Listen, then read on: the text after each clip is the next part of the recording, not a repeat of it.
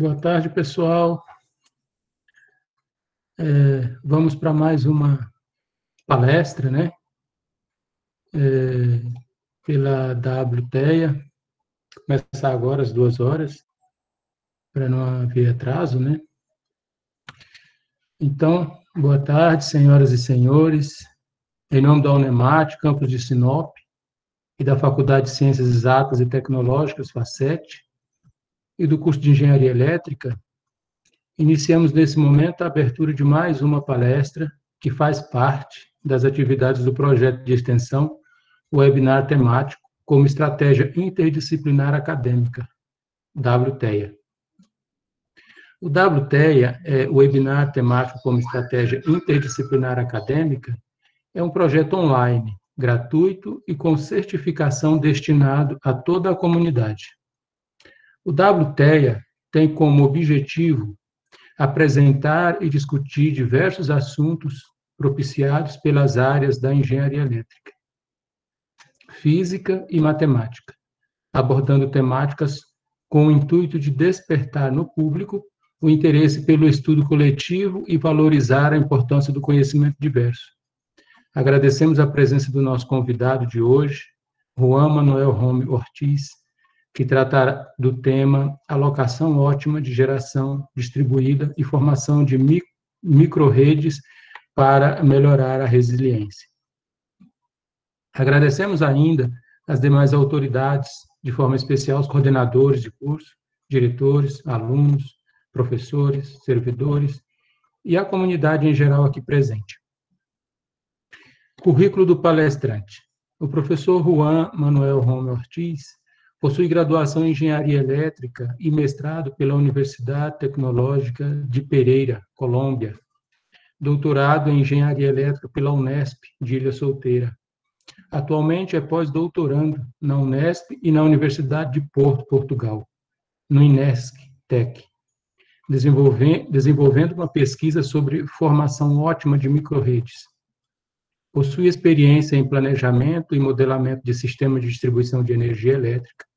Seus interesses estão relacionados à otimização do planejamento e controle de sistemas de potência e smart grids.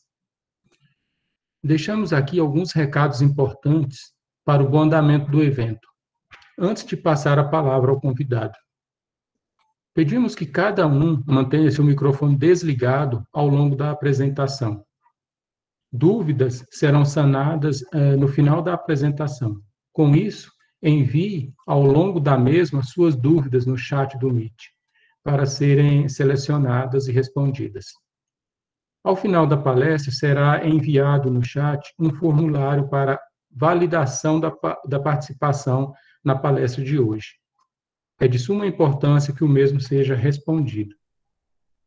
Agradeço novamente a presença do nosso convidado e de todos aqui presentes. Passo, assim, a palavra ao nosso convidado, professor Juan Manuel Rome Ortiz. Boa tarde a todos. O professor Emivan, meu nome é Juan Manuel Rome Ortiz. Estão me ouvindo? Tudo bem? A apresentação, o slide está sendo apresentado?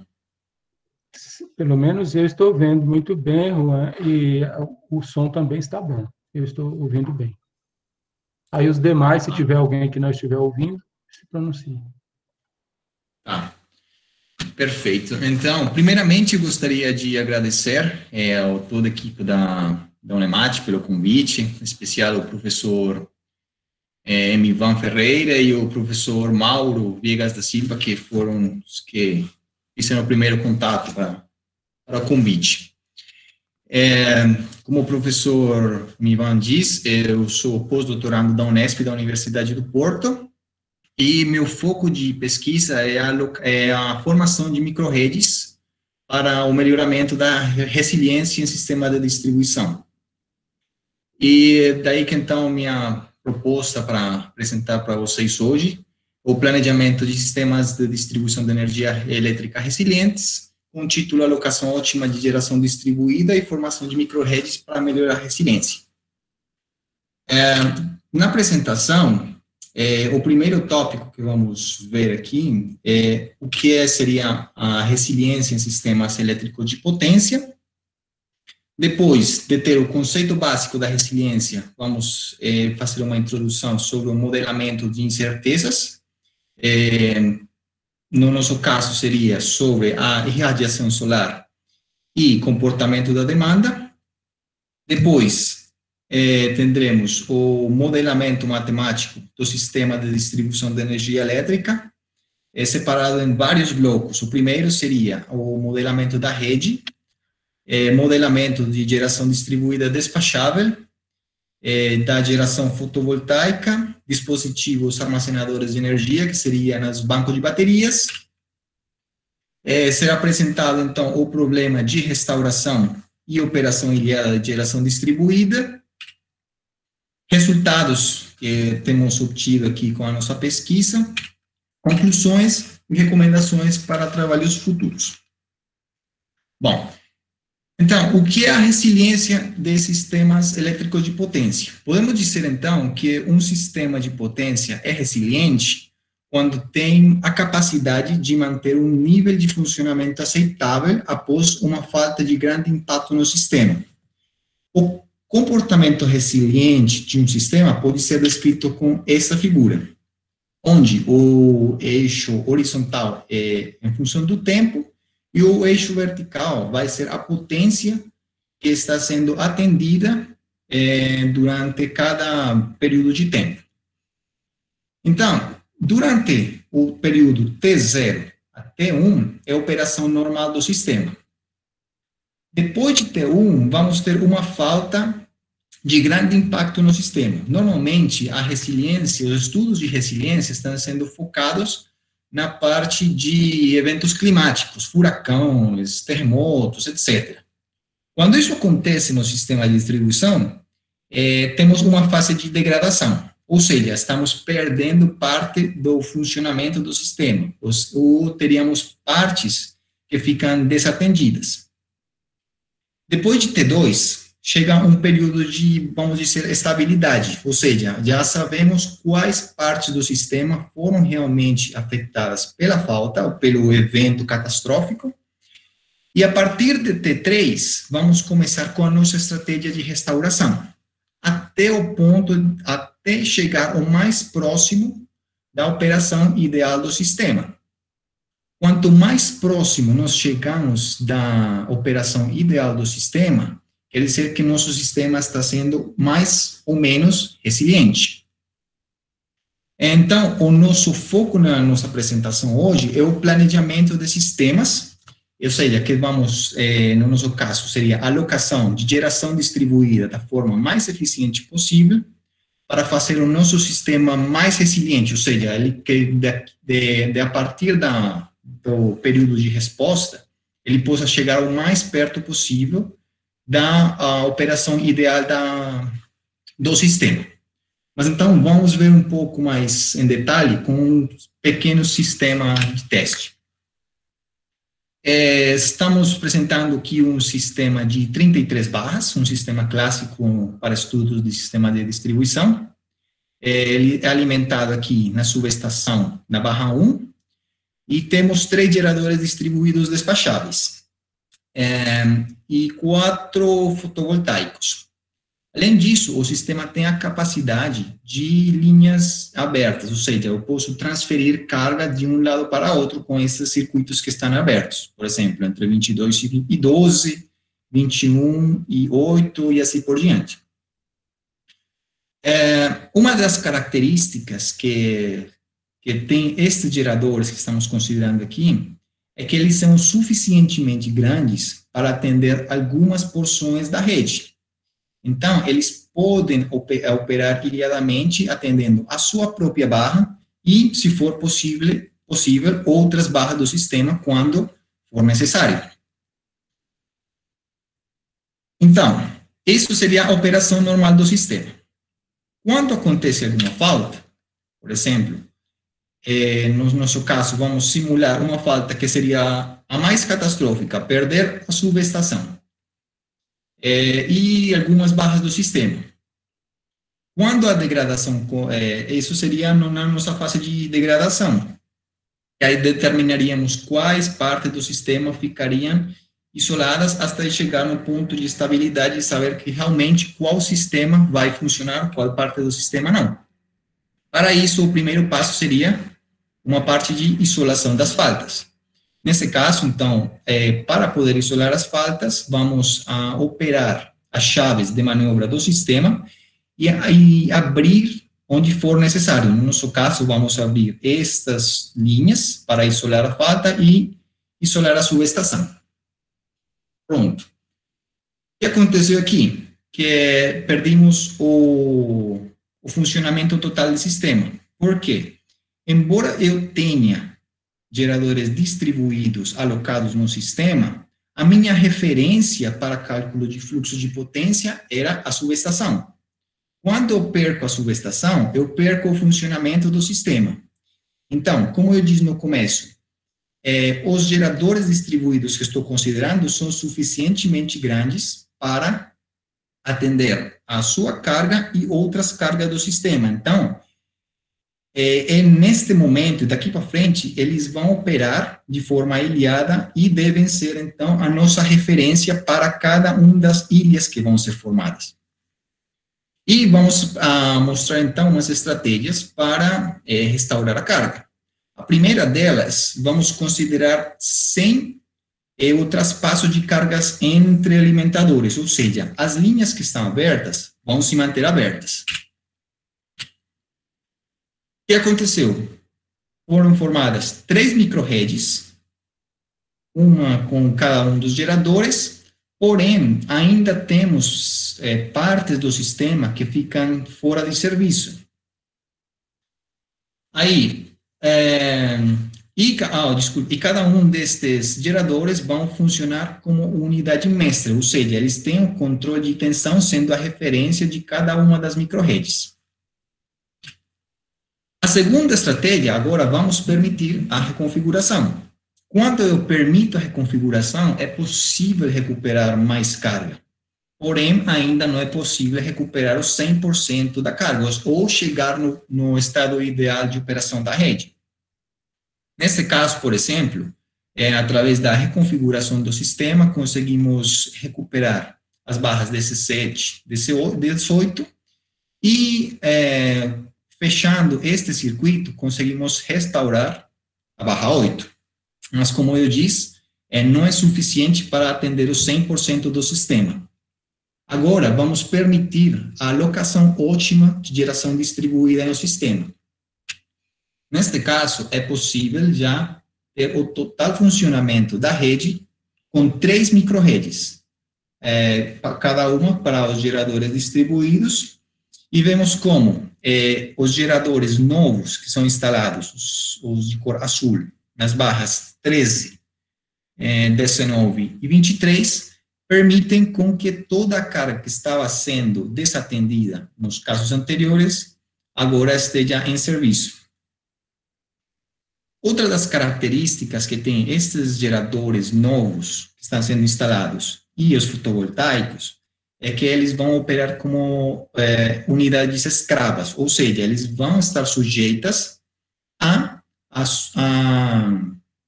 ao nó raiz, ou nó mestre, que seria o gerador de maior tamanho na microrede.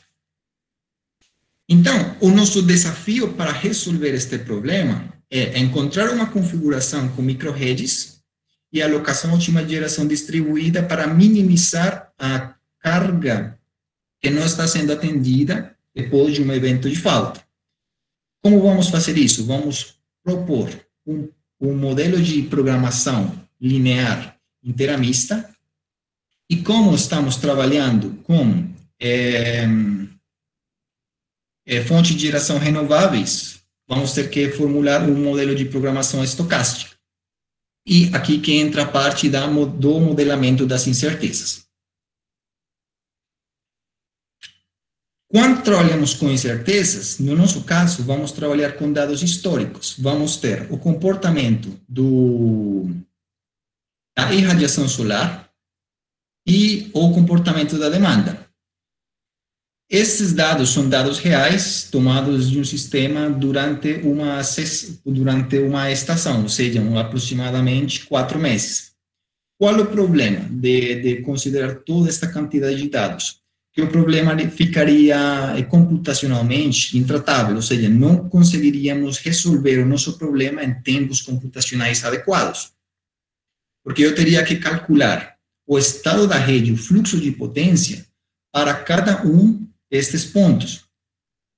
Então, qual é a nossa estratégia? Aplicar uma técnica de redução para transformar esta quantidade gigante de dados em uma proposta aproximada, que se aproxime o melhor possível da nossa base de dados original, mas que tenha uma quantidade mais tratável de dados. A quantidade de dados vai depender, obviamente, da decisão do planejador. Assim, podemos usar 4, 10 ou mais ou menos valores, com a desvantagem que quantos menos aproximações nós façamos, vamos ter perda de informação e o nosso modelo vai ser menos aproximado. Para isso, vamos utilizar uma técnica de agrupamento muito conhecida na literatura, que é o K-means. Quando nós pegamos as informações de 1 hora, por exemplo, de dados que era de radiação solar e demanda elétrica, podemos colocar elas neste gráfico. O que acontece? Que podemos, com o K-means, agrupá-las de forma que, neste caso, 4 dados, posso representar de forma mais ou menos adequada toda esta quantidade de dados. O K-means, então, vai me dar o centroide, que seria mais ou menos a menor distância entre cada um desses pontos a um valor aproximado, que me representa cada um dos blocos que estão na figura. Mas vamos levar, então, isto para a aplicação real no modelo de distribuição. Vamos pensar, então, que temos dados de demanda e dados de irradiação solar. Para uma estação, por exemplo, 4 meses. Então, a primeira coisa que temos que fazer é separar a informação, fazer uma classificação da informação. E a primeira classificação vai ser por dias. Mas por que por dias? Porque os dias são cíclicos, então o comportamento do dia 1 tem similitudes com o comportamento do dia 2 e assim por diante. Depois de ter a classificação por dias das informações, vamos criar uma classificação por períodos de tempo. Pode ser horária ou de 2 em 2 horas. E depois de ter essa classificação em períodos de tempo para todos os dias, podemos aplicar o K-means. Mas primeiro temos que juntar as informações de hora a hora de cada dia. Ou seja, vamos pegar a hora correspondente de cada dia. Ou, para falar um pouco mais claro, cada um destes blocos de tempo contém a mesma hora de todos os dias, ou seja, aqui estão contidas às 10 da manhã de cada um dos dias, 11 da manhã e assim por diante, até completar todas as informações do meu sistema. E para cada um destes blocos, eu vou aplicar a técnica de agrupamento K-means e gerar uma quantidade de cenários. Essa quantidade de cenários vai ter um nível de demanda, um nível de irradiação solar e uma quantidade de dados. E essa quantidade de dados, eu posso transformar elas em probabilidades para o meu modelo de programação estocástica. Bom, agora que já sabemos como que funciona o K-means e já podemos ter um modelo de incertezas para nosso modelo de programação linear, vamos modelar agora a rede. Vamos, então, apresentar na figura um sistema de distribuição clássico, certo? ele está alimentado por uma subestação, alimenta 3 barras de carga, um gerador distribuído e uma bateria. São representadas, então, as injeções de corrente, porque nós vamos trabalhar com uma aproximação linear. Então, uma das simplificações que vamos considerar é que a potência, que o fator de potência do sistema completo é constante. Então, podemos considerar uma modelagem concorrente e vamos a desprezar as perdas. Essa aproximação, para um problema de planejamento, ainda é válida, porque não estamos planejando a operação completa do sistema. Neste momento, vamos fazer só uma aproximação dele. Então, para formular matematicamente o comportamento do sistema, temos 2 leis, as leis de Kirchhoff. A primeira seria o balanço de corrente.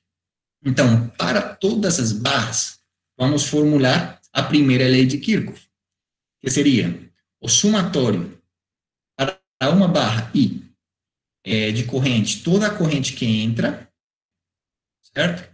Menos todas as correntes de saída, mais as possíveis injeções de potência que tem o sistema. No nosso caso, são subestações, geração distribuída e a bateria. Mas a bateria tem uma característica bem interessante. A bateria tem a capacidade de injetar potência e funcionar como uma carga. E todo este balanço de potência tem que ser igual à demanda de cada barra.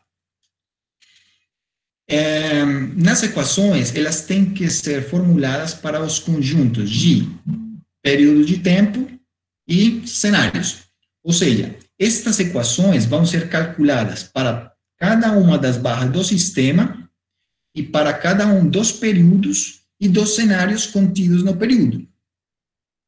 Pronto. Agora, a segunda equação é a queda de tensão. Vamos determinar a tensão entre as barras do sistema. Eu posso dizer que a diferença de tensão VI menos o VJ vai ser igual à impedância vezes a corrente. Com essas 2 equações, podemos determinar o estado operacional da rede.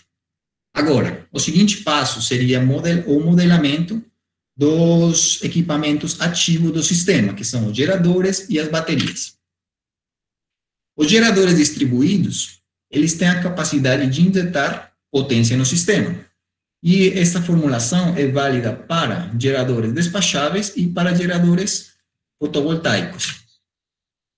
O gerador despachável, ele tem que estar dentro dos seus limites máximos e mínimos e é válido para todos os períodos.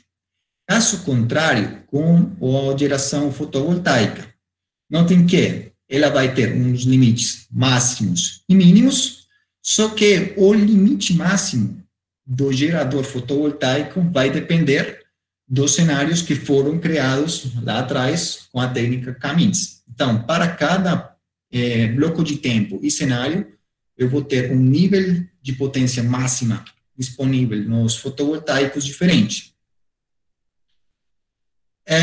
Na modelagem, também estava sendo considerada a alocação de geração distribuída despachável. Para isso, vamos considerar, então, uma variável binária, que simplesmente vai definir se instala ou não instala o gerador distribuído. Se a variável é 0, quer dizer que o gerador não foi instalado e não vou ter injeção de potência nesta barra aí. O seguinte elemento é a bateria. As baterias têm 3 variáveis em consideração. A primeira é a energia que está contida na bateria e a corrente que vai ser injetada no sistema ou a corrente que vai ser consumida no sistema para carregar a bateria. Esse processo pode ser considerado com este conjunto de equações. Este primeiro bloco de equações determina os limites máximos de potência de carga na bateria, limites máximos e mínimos de capacidade, e os limites máximos e mínimos de corrente que vai ser injetada no sistema ou consumida. Uma característica que tem este tipo de dispositivos é que eles, embora eles possam injetar ou consumir energia, elas têm que ter um estado definido, ou seja, não pode ser simultânea a carga e a descarga. Como que eu posso considerar isso? Com variáveis binárias. Uma variável binária de operação da bateria.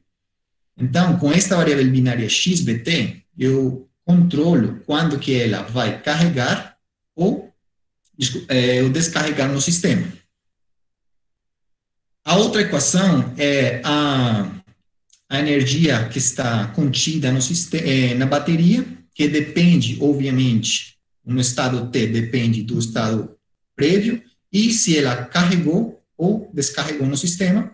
E, finalmente, uma condição é que a energia que está contida na bateria no início do análise tem que ser a mesma com que vai terminar o análise.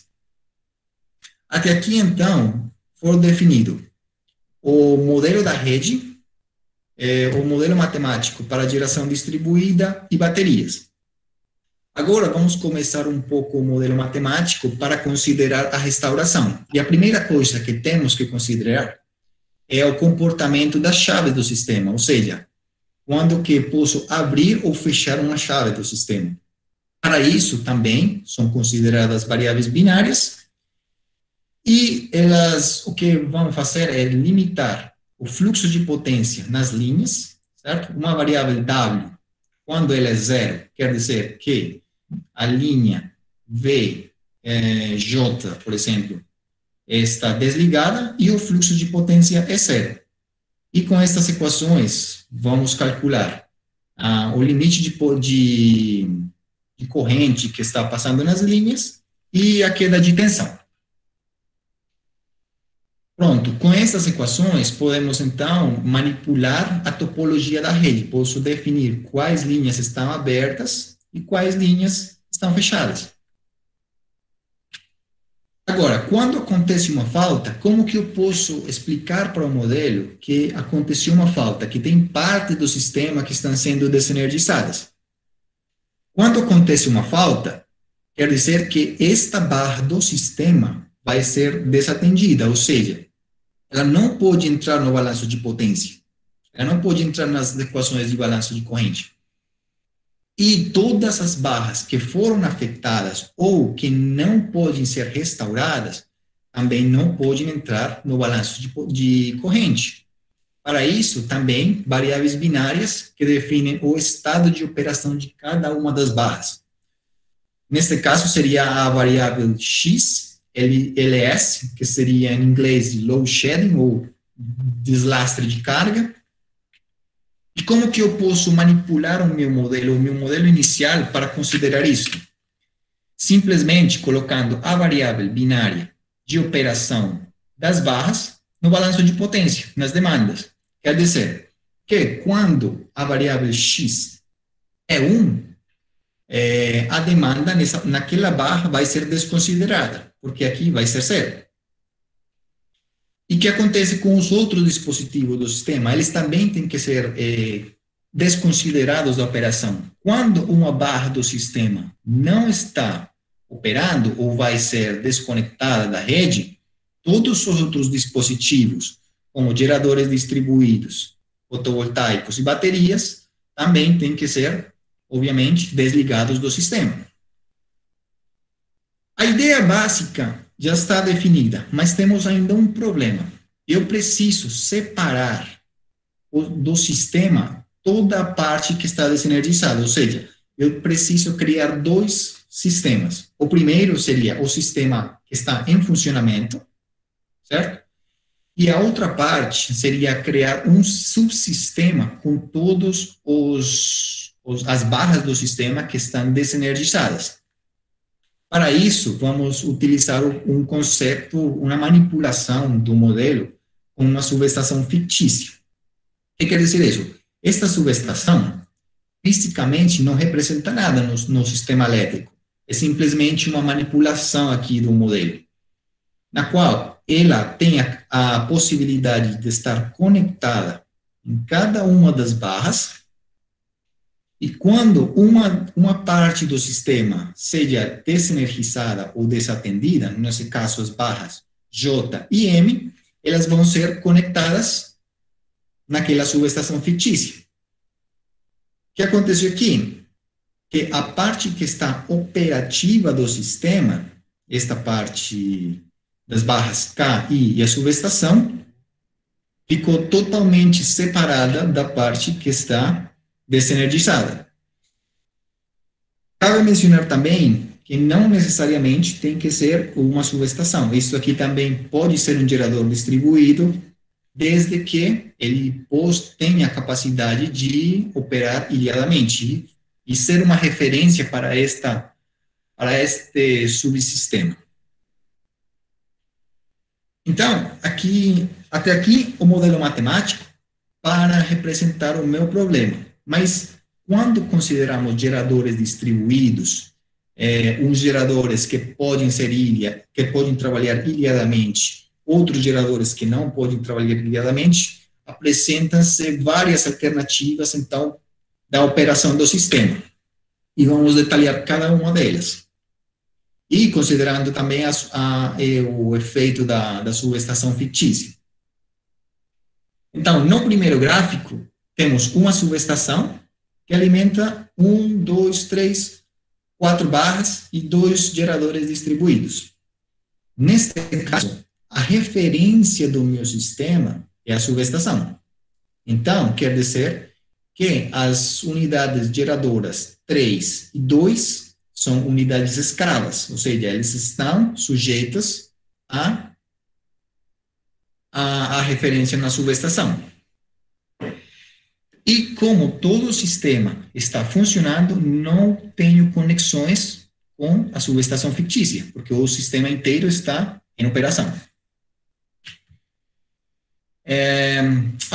Estas equações representam o gráfico, ou a rede, como um grafo, mas hoje eu não vou apresentar elas em detalhes para não fazer tão pesada a formulação.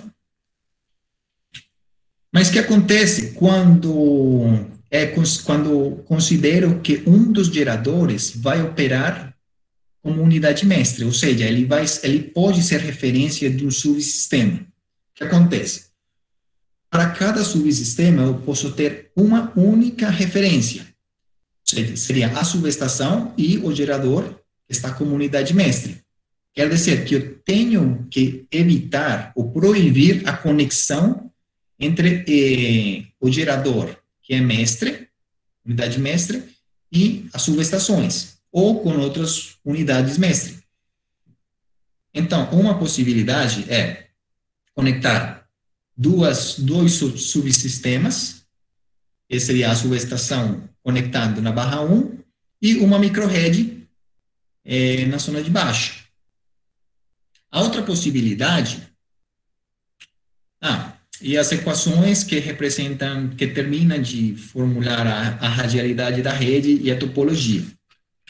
A outra possibilidade seria que o gerador, que era unidade escrava, que estava conectado com o gerador 3, possa ser conectado com a subestação.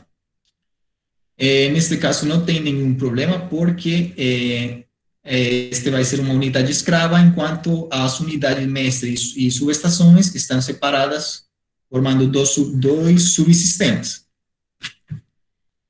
E agora, vamos simular uma falta. Quando tem uma falta na subestação, eu perco a operação do sistema e tenho a possibilidade de trabalhar com microredes. O gerador 3 é considerado uma unidade mestre, ele pode atender essas 3 cargas, mas neste caso não é possível restaurar o gerador 2, quer dizer, o gerador 2 vai ser desligado e a barra 2 vai ser conectada com a subestação fictícia, para não interferir, para não atrapalhar os cálculos do fluxo de potência da parte que está sendo energizada. Outra opção que temos seria conectar realmente o gerador 2 na microrede com o gerador 3 e deixar fora de funcionamento a barra 4. Então, ela tem que estar conectada com a subestação fictícia. E, finalmente, se são considerados 2 geradores mestre, com unidade mestre, quer dizer que eu não posso ter conexão entre eles, mas posso gerar 2 microredes para atender a minha carga, e neste caso não é necessário nenhuma conexão com a subestação fictícia, sendo que todas as barras do sistema estão em operação.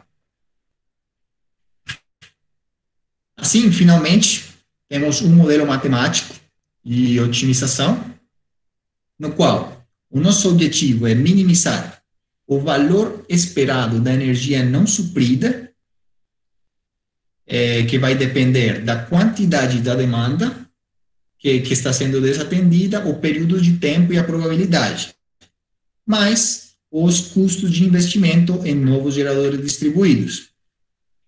Essa função objetivo vai estar sujeita ao fluxo de potência, às capacidades das subestações, limite de potência injetada pelos GDs e as baterias, a topologia radial do sistema e restrições econômicas, que vai depender de cada concessionária. Pode ser que tenha um limite de orçamento ou de quantidade de unidades de geração distribuída que possam ser instaladas no sistema.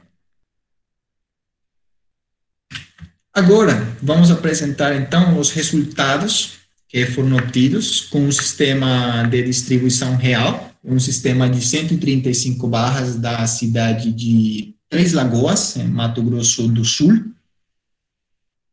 Esse sistema tem 2 subestações, EC1 e subestação EC2. Foram instalados 8 geradores despacháveis, 6 solares, 4 baterias, e foram escolhidas 17 barras candidatas para a alocação de geração distribuída. O comportamento do sistema com fotovoltaicos e comportamento da demanda, ele vai ser representado com 24 cenários representativos, ou seja, o bloco de tempo foi dividido em 12 horas e cada hora contém 2 cenários, para um total de 24 cenários. E para resolver esse modelo matemático, foi utilizado o solver de otimização simplex, programado com a linguagem de programação matemática AMPL. A vantagem de usar um solver de otimização como simplex é que eu posso garantir a otimização do meu modelo e garantir também a otimização global do problema. Para os resultados, foram considerados 3 casos de falta. O primeiro caso de falta é na subestação 1, o segundo caso é uma falta na subestação 2, e o terceiro caso é uma falta no sistema de subtransmissão, ou seja, um nível para trás do sistema de distribuição, no qual, quando tenho uma falta naquele sistema, eu vou perder o funcionamento das 2 subestações. Nesse caso, tem que isolar as 2 simultaneamente. E vários casos vão ser analisados também, várias combinações de geração distribuída e fotovoltaicos vão ser analisados. Então, no caso A, vamos considerar a restauração do sistema para cada uma das faltas, sem considerar a alocação de geração distribuída. Então, vemos como que, para uma falta na subestação S1, conseguimos restaurar os 100% da demanda, para a subestação S2, 93%, e quando as 2 subestações estão fora de serviço, conseguimos restaurar os 73% da demanda. Agora, no caso B, vamos considerar uma restauração considerando a alocação de geração distribuída E, além de considerar a alocação, não vamos considerar um limite no orçamento. O modelo vai ficar totalmente liberado para determinar a alocação ótima dos geradores. Nesse caso, nos 3 casos, conseguimos restaurar 100% da demanda. E olha que interessante, quando a falta em EC1 na subestação é considerada, já é lógico, não precisamos de alocar nenhum GD, porque já sabíamos isso do caso anterior, né? O sistema por si sozinho já conseguia restaurar o 100%. Agora, no caso da subestação 2, que é um caso um pouco mais difícil de resolver, quando conseguimos agora restaurar o 100% da demanda com a alocação de 3 geradores distribuídos. E, finalmente, conseguimos restaurar o sistema completo com a alocação de 9 geradores distribuídos no sistema. Vamos analisar mais um caso C, no qual vamos considerar a restauração sem considerar geração solar nem baterias, e também vamos desconsiderar a alocação de geração distribuída. Esse é o pior caso que podemos considerar, mas mesmo assim o sistema consegue, no caso da perda da subestação 1, um 100% da energia restaurada, 93,32 na subestação 2, mas na falta simultânea das 2 subestações, conseguimos restaurar só os 71,73%, que é menor que no primeiro caso, que conseguimos restaurar um 73% da demanda. E, finalmente, é um caso considerando a restauração sem geração solar nem baterias. Nesse caso, a alocação de geração distribuída consegue restaurar o 100% da carga nos 3 casos, só que no último caso foram instalados 11 geradores distribuídos, enquanto que no caso B foram instalados 9. Uma análise de sensibilidade é apresentado, onde vemos como, no caso que vamos instalando geradores distribuídos no sistema, vamos chegando mais perto, cada vez mais perto de chegar no 100% da carga restaurada. Este análise foi considerando uma falta no sistema de subtransmissão, ou seja, as 2 subestações ficaram fora de serviço. Mas esta análise não quer dizer que um gerador distribuído vai melhorar, né? Isso aqui depende da capacidade do gerador que está sendo instalado. Neste caso, coincidencialmente, cada gerador melhorava a quantidade de energia restaurada, mas não é uma regra para qualquer sistema ou qualquer capacidade de geração instalada. Bom, nos resultados podemos ver que, no pior dos casos, que era quando as 2 subestações ficavam fora de serviço, a presença de geração fotovoltaica e baterias melhorava a quantidade de energia restaurada em 1,46%. Quando se compara com os casos que não foram considerados esse tipo de tecnologias, de fotovoltaicos e baterias. Também vemos como que a presença de fontes fotovoltaicas e baterias afeta o plano de investimento em geração distribuída. Vimos que no caso B, quando as fotovoltaicas e baterias foram consideradas, eram necessários 9 unidades, ou seja, uma alocação de 4,5 megavoltampérios de capacidade nova instalada. Enquanto que, no caso que não foram considerados os geradores fotovoltaicos e as baterias, a capacidade de geração distribuída instalada nova foi de 5,5 megawatts, ou seja, 11 unidades geradoras. Podemos ver também que nos casos em que foi considerado a alocação de GD, chegamos no objetivo de 100% de restauração de carga. Como conclusões, vemos que, com resultados, que a presença de renováveis, de fontes de geração renováveis e dispositivos armazenadores de energia no sistema de distribuição de energia elétrica pode realmente ter um impacto na resiliência do sistema quando aplicamos as estratégias de restauração e estratégias de planejamento, como no nosso caso a alocação de GD.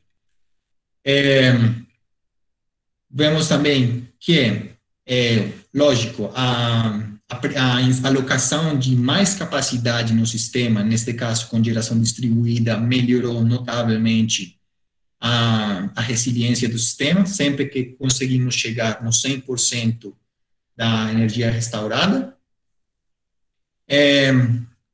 Esta aqui é uma opinião mais pessoal, mas vi que a implementação matemática do modelo é realmente muito simples quando temos uma ferramenta de programação de linguagem matemática como AMPO, AIMS ou GAMS. É realmente muito fácil e rápido desenvolver esse tipo de modelagens.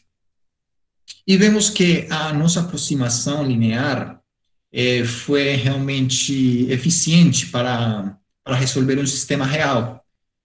E conseguimos resolver um sistema brasileiro de Mato Grosso do Sul com 135 barras. Para recomendações de trabalhos futuros, este tipo de modelagem pode ser estendida, estendida para considerar outros tipos de fontes de geração renováveis, como eólica.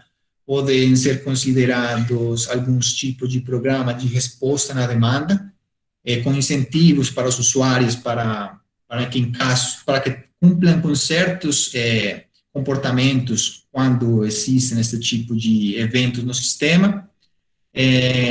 Na atualidade, os veículos elétricos também estão sendo considerados nas pesquisas. A modelagem pode ser também estendida para um problema de programação não linear inteira mista, no qual vamos ganhar precisão, mas vamos perder no esforço computacional. Por quê? Porque os modelos de programação não linear são mais difíceis de resolver, embora sejam mais precisos. E uma recomendação também pode ser tentar resolver este tipo de problema, um problema combinatorial, com técnicas de otimização metaheurística modernas, mais atuais. Finalmente, para quem quiser entrar um pouco aqui no mundo da resiliência em sistemas de distribuição, uma bibliografia aqui recomendada, eu recomendaria pessoalmente esses 3 artigos do Antelli, Mancarella, Wang e Giuffre, que são realmente muito bons introdutórios para este tipo de problemas. Alguns papers já um pouco mais especializados, com tipo de programação robusta, binível, enfim, já um pouco mais específicos. E, claro, os papers que temos desenvolvidos na nossa pesquisa. Esta apresentação que eu preparei para vocês hoje é o resultado da minha pesquisa de pós-doutorado e parte do que foi apresentado em 2 congressos aqui na Europa. O primeiro foi o CEST, em Istambul, e o último, que foi o paper que foi apresentado no ISGT, na Holanda, os 2 no ano passado. E muito obrigado pela sua presença e sua paciência. Nós é que agradecemos, Juan. Muito boa a tua apresentação, muito esclarecedora. Bacana ter você por aqui, né? Espero ter sido minimamente claro. Não, muito bacana mesmo. É uma coisa bem legal que eu acho que eu achei, né, é que você trabalha com Ample, né? Aqui, Uhum, eu conheço algumas pessoas que trabalham com Ample também, mas eu acho uhum, que, apesar de termos alguns colegas professores que trabalhamos com Ample, ainda tem ainda tem muito a ser feito, né? Eu acho que a maioria dos alunos talvez não conheçam ainda, ou se conhecem uhum, não descobriram seu potencial, né, de uhum. trabalho, a forma como a gente poderia usar melhor o Ample, né? E aí eu gostaria de começar te fazendo uma pergunta Sim. sobre essa questão dos programadores, né? Você citou ali, além do Ample, o Imes, né, e o Games. Eu não conheço nenhum Aham. desses dois. Eles são mais ou menos parecidos? É dificuldade trabalhar com isso? Como é que é? É Então, grátis? É pago? não, todos eles são concorrentes. Ah, E tá. se quando você vai trabalhar com um com o outro, a ideia é a mesma, só mudando um pouco a sintaxes, na Ah, verdade. É muito parecidos um com o outro. Só que sim. aí depende do orçamento, um que acho que o Wines é dos mais caros que tem. Aí já depende do gosto do programador. Sim, você já trabalhou com os três, então. Trabalhei um pouco com GAMS, Ample e C++. Porque Ah, desde tá. C++ você já também tem a possibilidade de programar e chamar o solver. Porque quem realmente vai resolver o problema, no meu caso, seria o simplex. O Ample, eu sou uma interface de comunicação, né, para facilitar a programação do modelo. Mas quem realmente está resolvendo é o simplex. Então, eu posso Certo. também chamar de C++, Python, MATLAB. Aí fica no critério do programador. Tá, deixa eu ver se eu entendi. Na verdade, você usou o AMPO para fazer a digitação do modelo, mas você Isso, pode usar tanto o Cplex quanto uma outra plataforma para resolver, é isso? isso. O Ample, a única coisa que o Ample faz é digitar o modelo, mas o Ample Certo, não resolve. Quem certo, resolve é simplex, certo. certo? Uhum. Então, eu posso chamar o simplex, programar meu modelo em Ample, posso programar meu modelo em MATLAB, C++, Python, mas quem realmente faz o trabalho pesado é o simplex. Ah, em todas essas plataformas você pode chamar o Cplex, é isso que você está dizendo? Claro, sim, senhor. Olha, que maravilha, eu não sabia disso. Interessante. Aí já Eu sei depende que, do gosto, né? certo, eu Hum. trabalhei muito com AMPO, meu trabalho de doutorado foi feito no AMPO, e eu cheguei a usar o Canitro também para modelos não lineares, né?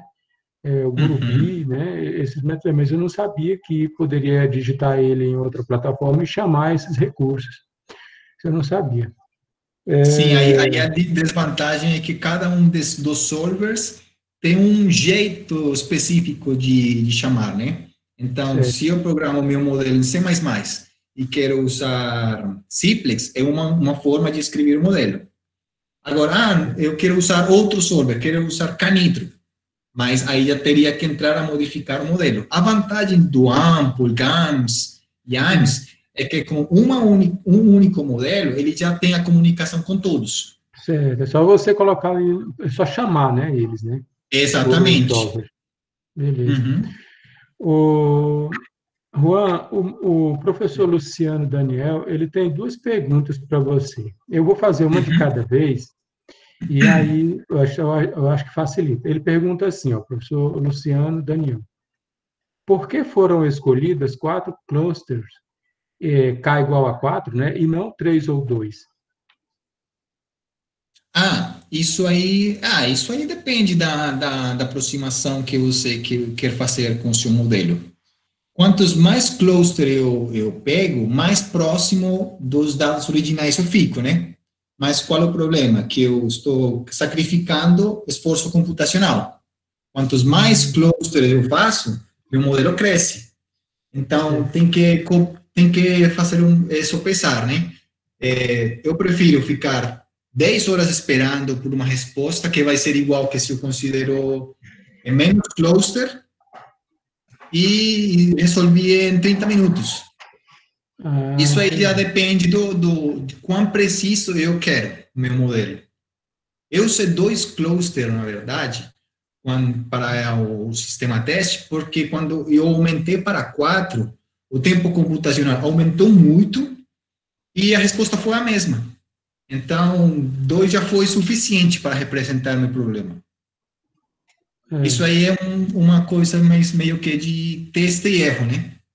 Certo. E na hora que você está fazendo os testes, você vai analisando se vale mais a pena usar 4, ou 3, ou 2, né?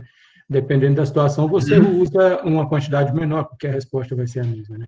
O professor Luciano Daniel, se você estiver ouvindo e estiver satisfeito com a resposta, beleza. Se não, faça mais perguntas aí. O pessoal também que está assistindo, as perguntas para o professor Juan, aproveitem aí para perguntar o que vocês têm em mente, tá? A outra pergunta do professor Luciano Daniel é: e qual foi a estratégia de inicialização considerada para os centroides? Ah, tá. Então, lembrando, o Camins é um algoritmo, né? Então, é só para contextualizar, o Camins é um algoritmo, né? Então, se eu quero eu tenho um grupo de informações e jogo 3 centroides, por exemplo, e o que o Camins vai fazer é corrigir a posição deles para minimizar a distância deles, né? A distância dos outros pontos com cada um dos centroides. Na verdade, eu não sei nenhuma estratégia como tal, porque eu confio, na verdade, nos programadores profissionais, que são os que desenvolvem os toolbox de MATLAB, de Python. Vamos dizer assim, tem um caminho de programadores por trás disso, né? E gente muito experiente. Então, na verdade, eu confiei totalmente nos toolbox que já estão prontos. Certo. É que nesse não caso, tive uma estratégia mesmo, né? certo. Só para entender, Juan, nesse caso, não houve uma inicialização propriamente dita, né? Porque o que você fez foi pegar o modelo matemático que você tem, colocou ele na plataforma Ample e chamou o solver Cplex para resolver, né? Ele foi lá e resolveu de forma direta, não é que nem uma meteorística que você precisa, de repente, gerar uma população de indivíduos, e aí, a partir deles, para isso, você precisa de uma inicialização, é isso, né? Ah, tá, mas a pergunta do professor Luciano foi mais na parte do Camins, né? Porque o Camins é um algoritmo, é parecido com a meteorística, você tem que jogar uns pontos iniciais, e aí o algoritmo vai corrigindo até atingir um critério de parada, né? Entendi. Mas, na verdade, eu confiei às cegas, né, no MATLAB. E acho que não tem muito problema com isso, porque não era muita informação que estava sendo considerada.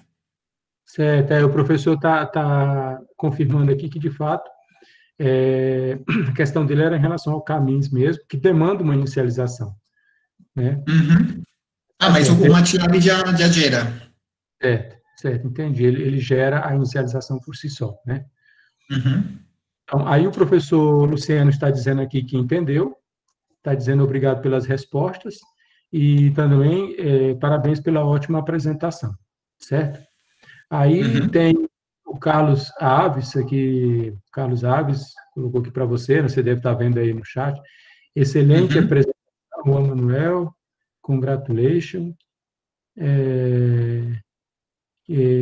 A diferença entre... Reliability and resilience. Isso. Ah, Ele está fazendo uma pergunta aí para você, né? Qual a diferença entre... Só uma pergunta, eu tenho que responder em inglês ou em português? Não, em português. Bom, eu creio que em português, né? Para mim, pelo menos, é melhor que você responda em português, porque eu vou entender melhor. Bom, então a pergunta do Carlos é qual seria a diferença entre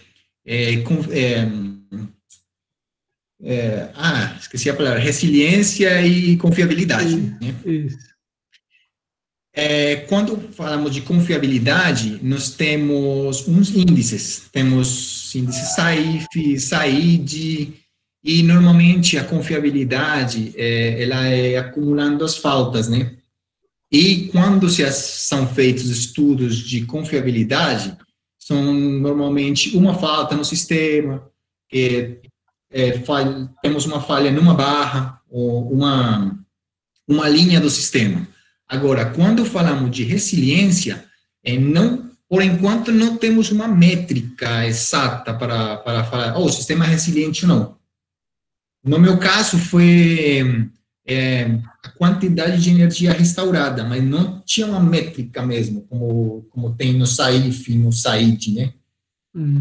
Então, aí o conceito é diferente. E quando falamos de resiliência, as faltas que estão sendo analisadas são as que elas chamam de high impact and low probability, ou seja, uma falta de grande impacto no sistema, porém, que é difícil de acontecer. Então, os estudos estão sendo focados na parte de furacão, por exemplo. Quando que tem um furacão? Uma vez a cada X anos, né? Mas quando chega o furacão, ele destrói tudo. Essa que é a diferença quando falamos de confiabilidade e resiliência.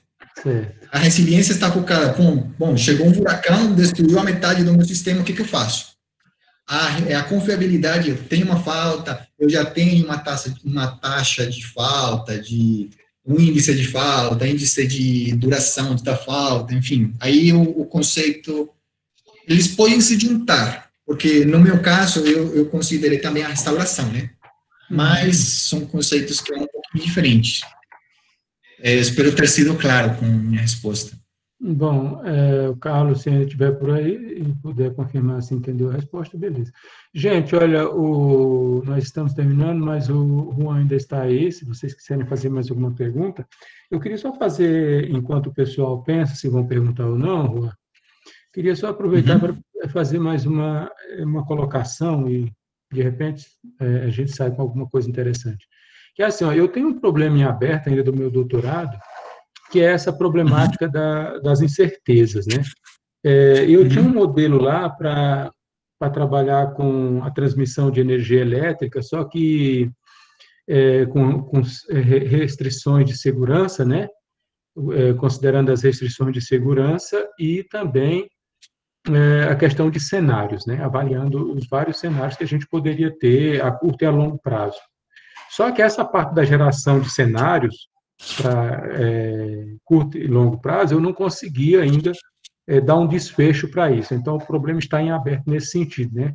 Quer dizer, o programa ele funciona direitinho, eu consegui rodar ele no AMPL, usei uma heurística, né, para reduzir o espaço de busca, para fazer redução do espaço de busca, porque senão, por exemplo, no sistema teste do Colombian de 97 barras, por exemplo, se eu colocar todas as linhas em contingência, ele não roda, né? Ele chega num gap ali de, sei lá, de 90%, e aí já não passa disso. Ele explode, né? Então, mesmo com redução do espaço de busca, né? Mas, mesmo assim, se você coloca ali uma quantidade de linhas pequena em contingência, ele consegue resolver.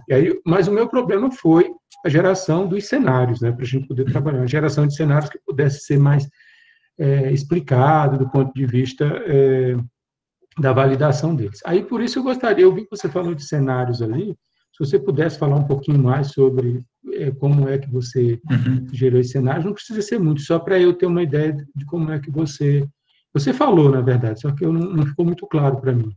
Aí, enquanto isso, o pessoal pensa aí se vai fazer mais alguma pergunta e a gente encerra em seguida. Tá, sem problema, irmão. Está conseguindo ver a minha tela? Vou colocar os slides aqui mais fácil. Vamos na parte do cenário. Isso aqui é mais detalhada essa parte aqui, da geração do cenário, né? Pronto. Por que eu usei K-means? Porque é o jeito mais simples que eu conheço para gerar os cenários. Tem outras técnicas que podem ser mais precisas, tudo mais, mas, na minha opinião pessoal, não vale muito a pena, porque é tudo aproximado. Então, de qualquer jeito, você vai ter erros nas aproximações. Então, e no meu caso, não é a foco, né? É só uma parte que eu vou usar como entrada de dados, né? Mas, mais específico aqui. O que acontecia aqui? Eu tenho uma informação histórica, né? eu tenho o comportamento da demanda e a irradiação solar durante uma estação, por exemplo, 3, 4 meses, certo? Tenho todas as minhas medições. O que eu faço? A primeira coisa que eu fiz foi dividir em dias, né? Então, a primeira divisão é em dias, né? Por quê? Porque todos os dias tem um comportamento mais ou menos semelhante, né? O comportamento do Sol e da demanda é mais ou menos parecido ao longo de todos os dias, né? Então, a primeira parte foi dividir em dias. Depois que eu faço a divisão em dias, eu vou dividir em períodos de tempo, né? Porque o que acontece? Eu não sei como que estão as minhas informações. Por exemplo, eu posso ter medições de 15 em 15 minutos, certo? Ou de minuto, não sei, tem uma resolução de, vamos inventar aqui, 15 minutos, a cada 15 minutos eu tenho um dado, né? Sim. Então, é isso que está aqui, nesta coluna grandona. Aí eu vou dividir em dias, e aí eu vou juntar, por exemplo, de 2 em 2 horas. Ou seja,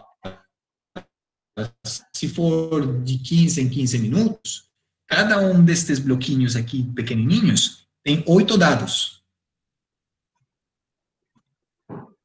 Tá certo? Se eu tenho informações, por exemplo, de 15 em 15 minutos. Tá certo? Então, eu vou pegar, vou juntar de 2 em 2 horas para começar a fazer meus grupos, né? Aí, depois que eu tenho de 2 em 2 horas, por exemplo, ou de hora em hora, o que eu faço? Como o comportamento é cíclico, o que acontece? Às 10 da manhã de hoje é parecido com as 10 da manhã de amanhã, tá certo? E como estamos analisando uma estação, por exemplo, vamos só falar de primavera. A primavera, o comportamento é mais ou menos parecido, né? Então, o que eu considero aqui? Que às 10 da manhã de todos os dias tem um comportamento mais ou menos semelhante, né? Então, é por isso que eu junto elas. Certo. Então, por exemplo, se eu dividir por horas, aí eu peguei às 10 da manhã de todos os dias que eu peguei aqui e junto aqui em um bloquinho. E sobre cada uma dessas horas, por exemplo, às 10 da manhã, eu tenho aqui as informações de todos os dias, aí que eu aplico caminhos. E aí que eu escolho a meu critério quantos centroides eu vou querer, ou seja, quantos cenários eu vou gerar por cada hora. Certo? Então, aqui foi 3, foi 4, dependendo, né? Aí, então, todas essas informações de 1 hora para todos os dias foi reduzida para 3 cenários, por exemplo. Certo, entendi. Esse seria o conceito aí. Aí depende do comportamento que você quer analisar. Talvez você poderia jogar um caminho direto aqui. Tá certo? Só que aí, talvez o método fica meio perdido, porque hay muitas diferenças, né? Por que eu fiz toda esta divisão? Porque, como eu disse, o comportamento é parecido, né? Então, estou pegando informações parecidas para depois agrupar, né? Quanto se você pega aqui um caminho aqui diretão, aí ele fica perdido. Porque tem períodos de demanda muito baixos, muito altos, tem radiação solar zero, certo? Entendi. Então, A variação a ideia muito grande ali, né? Enquanto que nesses outros, fatiada, a variação é pequena ou quase zero. Isso, a variação disso aqui é muito pequena. É muito pequena. Na teoria, né? Na teoria, sim. né? Então, aí o caminho já dá uma aproximação muito mais próxima, né? Maravilha. Juan, obrigado pelas respostas. O Carlos Alves ali está, muito obrigado, Juan, entendi perfeitamente, então ele entendeu a sua resposta à pergunta dele. Obrigado. Maravilha. E aí, assim, o professor Luciano Daniel está dizendo, acredito que o MATLAB usa o algoritmo deve ser C++, né, para inicializar os centroides, uma vez que há a garantia de aproximação ótima. Deve ser obrigado, isso, professor. Não sabia, professor. Muito obrigado. Vou pesquisar mais um pouco sobre isso também. O professor Luciano está comentando aí. Bom, pessoal, já que não tem mais perguntas, Juan, aí a gente pode, então, encerrar por aqui, né? Antes de terminar, eu gostaria de estender um convite para todos. Se alguém acredita que eu posso contribuir com as suas pesquisas pessoais, eu estou aberto para sempre contribuir e aprender, na verdade. Aprender de todo mundo. Maravilha, Juan. Será sempre Uhum. bem-vindo participar aqui. Se você quiser apresentar uma outra palestra, né, só nos avisar o tema que você tem para nos brindar, né, aí, para nos Uhum. fazer, e a gente vai estar em contato, né? Você tem lá o meu WhatsApp, o meu e-mail, a gente vai Perfeito. conversando, certo? E aí, se você tiver uma disponibilidade, estamos aí para poder te acolher, porque é sempre bem-vindo, né? Essas Uhum. ideias, e o pessoal que faz TCC, que está começando a pesquisa agora, tem muitos alunos nossos que vai para a Ilha Solteira, também já está sabendo de um referencial aí seu. Nós que estudamos lá em Ilha Solteira também, né? Estudamos lá com os professores Mantovani, Rieder, professor Uhum. Rubem, né? Então, é sempre bem-vindo aqui, sim, com certeza. Então, é só nos avisar, é só nos apresentar um novo tema que a gente vai estar disponível, tá bom? Muito obrigado. Boa tarde, muito obrigada, Juan, pela sua apresentação e Eu que participação no agradeço o projeto. convite. Eu que tenho que agradecer. Márcia Cristina Daltoé também ali dizendo obrigada, agradecendo aí pela apresentação. A Márcia é professora da Unemar lá de Cáceres, também estudou com a Uhum. gente lá na Ilha Solteira, né, na Unesp. Uhum. Jefferson Matheus ali também agradecendo, dizendo que foi muito bom. É, bacana, eu também gostei muito, muito obrigado, Juan, e será sempre Uhum. bem-vindo, tá bom? Obrigado, obrigadão. Então, agradecemos então a apresentação, disponibilidade e energia desprendidas pelo nosso convidado de hoje, Juan Manuel Ortiz, que tratou da temática alocação ótima de geração distribuída e formação de micro-redes para melhorar a resiliência. Agradecemos, além disso, as demais autoridades, de forma especial aos coordenadores, diretores, alunos, professores, servidores e a comunidade aqui presente a este webinar do projeto de extensão WTEA. Esperamos que o webinar tenha sido tão estimulante e esclarecedor aos espectadores quanto foi para mim. Um bom final de dia. Nós, do WTEA, aguardamos a todos em nossos próximos webinars. Valeu, Juan, muito obrigado. Eu vou parar a gravação agora, depois eu te encaminho ela, tá, Juan? Para você. Opa, ótimo.